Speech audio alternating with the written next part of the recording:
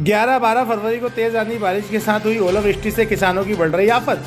किसानों को क्षतिपूर्ति दिलाने आम आदमी पार्टी ने सौंपा ज्ञापन। आम आदमी पार्टी मंडला संगठन ने गुरुवार 15 फरवरी को कलेक्ट्रेट पहुंचकर मुख्यमंत्री एवं प्रधानमंत्री के नाम ज्ञापन सौंपकर हाल ही में हुई ओलावृष्टि से क्षतिग्रस्त किसानों को उचित मुआवजा दिलाए जाने की मांग की है। सामाजिक कार्यकर्ता एवं आम आदमी पार्टी से लोकसभा अध्यक्ष पीडी खेरवार ने जारी विज्ञप्ति में बताया कि आम आदमी पार्टी मंडला इकाई के द्वारा 15 फरवरी को मुख्यमंत्री और प्रधानमंत्री को संबोधित ज्ञापन कलेक्टर के हाथों सौंप कर मांग की गई कि मंडला जिले में 11 और 12 फरवरी को तेज आंधी बारिश के साथ ओलावृष्टि भी हुई है, जिसमें जनजीवन तो प्रभावित हुआ ही है। ओले के आकार इतने बड़े थे कि खपरेल मकानों की छतें भी बर्बाद हुई, गरीब वर्ग की झोपड़ियां बर्बाद हुई। गरीबों के कच्चे मकानों की छतों में डले मिट्टी के खपरे फूट जाने से क्षति नष्ट हो गई है। रबी की फसल अभी खेतों में ही है, जो बारिश और ओले से नष्ट हुई है। ज्ञापन कार्रवाई के दौरान पार्टी की ओर से जिला सचिव चंद्रगुप्त नामदेव, वरिष्ठ कार्यकर्ता एडवोकेट शिव कुमार परस्ते, लोकसभा उपाध्यक्ष डीडी कुमरे, जनप्रहरी राम सिंह परस्ते एवं भावेश राय मुख्य रूप से भागीदार रहे। सर, आज जानकारी में है कि आम आदमी पार्टी संगठन मंडला के द्वारा माननीय कलेक्टर महोदय कार्यालय पहुंचकर किस विषय पर ज्ञापन सौंपा गया है? महोदय जी, 12 फरवरी 2024 की रात्रि में अचानक लगभग 12 बजे के करीब समस्त मंडला जिला में अतिवृष्टि ओलावृष्टि होने के कारण समस्त किसानों की जो रबी की फसल है वो पूर्ण रूप से नष्ट हो चुकी है। उनको उचित मुआवजा मिले किसान लोगों को, इस विषय में हम आज सभी आम आदमी पार्टी के जितने भी पदाधिकारीगण हैं सब मिलकर के और एसडीएम कोर्ट में आकर के हमने माननीय कलेक्टर महोदय के नाम से हमने ज्ञापन सौंपा है। ज्ञापन सौंपने के बाद कार्यवाही होती है नहीं होती है, इसकी जानकारी क्या आप लोग लेते रहते हैं? जी हाँ, कार्रवाई होती है नहीं होती है इसकी जानकारी निरंतर हम लेते रहते हैं, और अगर कोई कार्रवाई नहीं होगी तो अग्रिम कार्रवाई की जाएगी। प्रायः देखा जाता है कि किसानों के साथ मुआवजे की बात तो होती है, पर उचित दर पर मुआवजा नहीं मिल पाता। इसके बारे में क्या कहना चाहेंगे?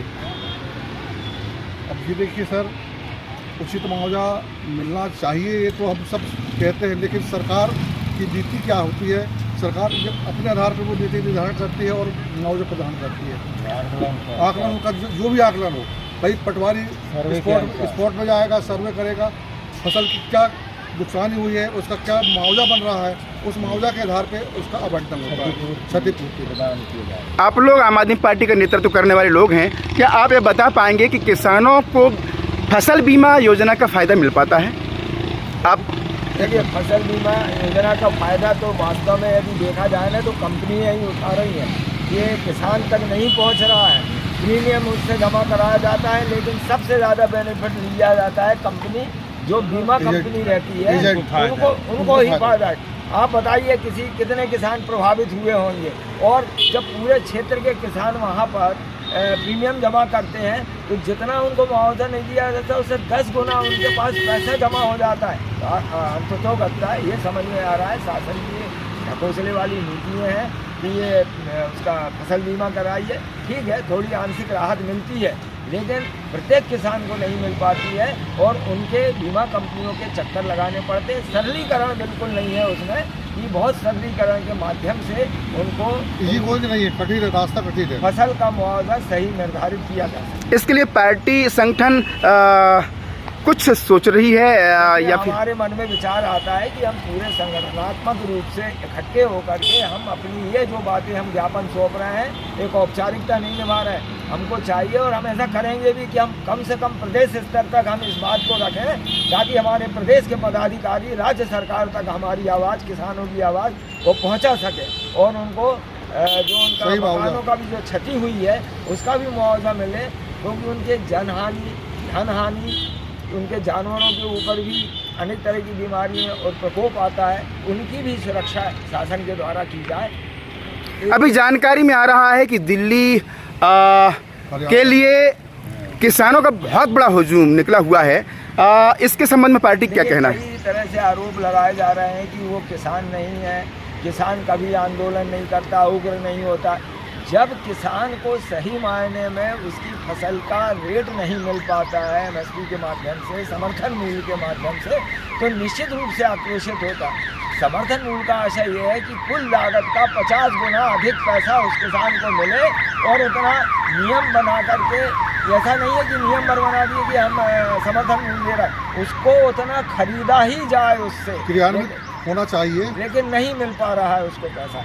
उसके लिए उनका हम समर्थन करते हैं, उन किसानों का। इसके पहले भी 3 साल पहले यही दृश्य देखा गया था दिल्ली में, आखिर उसका क्या हुआ? हम अंततोगत्ता यही कहेंगे कि केंद्र सरकार हठधर्मिता को छोड़कर किसानों के हित में उनकी आवाज़ को सुने, उनकी हितों में काम करना सीखे, क्योंकि साहब सबसे ज़्यादा जो राशि मिलती है हमारे सरकार को GST के माध्यम से, या फिर हम दूसरी चीज़ कहते हैं कि नहीं, उसमें जो राशि आती है उसको क्या शब्द है उसका, वो सबसे ज़्यादा किसान 5% देता है, व्यापारी 2% 3% देता है। तो ये किसानों के हित में नहीं है, कॉर्पोरेट सेक्टर के लिए सब कुछ लोग सोचती है सरकार, किसानों के हित में बहुत कम सोचती है। और हम हमारी पार्टी के माध्यम से आवाज़ बुलंद करेंगे कि किसानों को प्राथमिकता के आधार पर उनके हितों का ध्यान रखा जाए, सर्वे के आधार पर उचित मुआवजा मिले किसानों को। क्या आप बता पाएंगे कि विधानसभा चुनाव में भी सरकार ने अपने घोषणा पत्र में इस बात को लाया कि किसानों को फायदा मिलेगा, गेहूं उपार्जन में भी और धान में भी, यानी खरीफ और रबी में भी? क्या इस संबंध में क्या कहना चाहती पार्टी? पार्टी यही कहेगी कि आपने घोषणा पत्र में जो घोषणा पत्र में दिया है तो अविलंब उसको तुरंत लागू किया जाए, क्योंकि अभी फसल किसानों की आके और बिक्री के रेट पे चल रही है, उसको उचित दाम नहीं दिया जा रहा है। ये तो सरासर किसानों और आम जनता के साथ में छलावा और ठगी है। आम आदमी पार्टी इसका सतत विरोध करेगी और इसका समर्थन में है कि इनको उचित मुआवजा मिलना चाहिए, उचित दाम मिलना चाहिए। मैं भी तो भूखा प्यासे आया हूँ। आप बताएंगे कि चुनाव के पहले घोषणा पार्टी सत्ता पक्ष ने की थी, जिसका पालन अभी तक नहीं हो पा रहा है, खरीफ में भी देखा गया और रबी में देखा जा रहा है। आगे आप लोगों के क्या प्रयास रहेंगे अगर ऐसा सरकार नहीं करती है तो? अरे सरकार ऐसे प्रयास नहीं करेगी तो इसका जवाब सख्त रूप से आम आदमी पार्टी के सक्रिय कार्यकर्ताओं द्वारा दिया जाएगा, ताकि ग्रामीण क्षेत्र और शहरी क्षेत्रों सभी वर्ग। रखिए देश के हर शहर, हर गांव, हर कस्बे की खबर पर नजर, सिर्फ और सिर्फ राष्ट्र आजकल न्यूज चैनल पर। अगर आप हमारा चैनल YouTube पर देख रहे हैं तो चैनल को सब्सक्राइब करें और बेल आइकन जरूर दबाएं, ताकि आपको मिल सके लेटेस्ट अपडेट। और अगर आप हमारा चैनल Facebook पर देख रहे हैं तो चैनल को लाइक करें, शेयर करें और कमेंट्स जरूर करें। और अगर आप पत्रकारिता के क्षेत्र में अपना करियर बनाना चाहते हैं तो जुड़े राष्ट्र आजकल न्यूज़ चैनल से। राष्ट्र आजकल न्यूज़ चैनल से जुड़ने के लिए स्क्रीन पर दिए हुए नंबर पर आप हमसे संपर्क कर सकते हैं।